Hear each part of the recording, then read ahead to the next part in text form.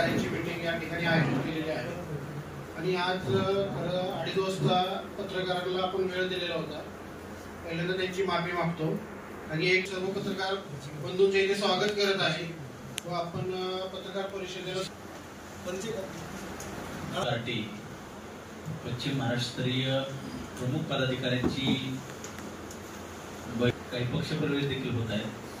या मीटिंगसाठी बहुजन मुक्ती पार्टीचे राष्ट्रीय महासचिव ॲडव्होकेट राहुल मंगल साहेब, त्याचबरोबर बहुजन मुक्ती पार्टीचे प्रदेशाध्यक्ष महासचिव अमोल लोंढे, आर पाटील साहेब आणि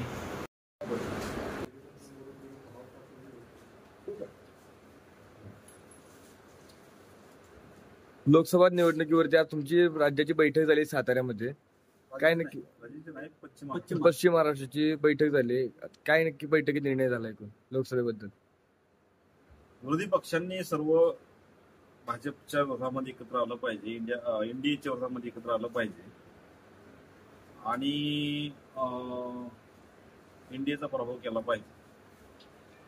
जर इंडिया आघाडीमध्ये आम्ही नसेल तर आम्ही महाराष्ट्रातल्या 38 जागा लढवणार आहोत. आमचा निर्णय झालेला आहे. पश्चिम महाराष्ट्रातून कुठे कुठे लोकसभा ते उमेदवार देणार तुम्ही? सगळ्यात. जर इंडिया आघाडीत आम्ही नसू तर सगळ्याच जागा लढवणार. कोल्हापूर असेल, हातकणंगले असेल, सांगली असेल, सातारा असेल, कराड असेल, पुणे, ग्रामीण, बारामती, शिरूर, मावळ, माढा, सोलापूर, सगळ्या जागा.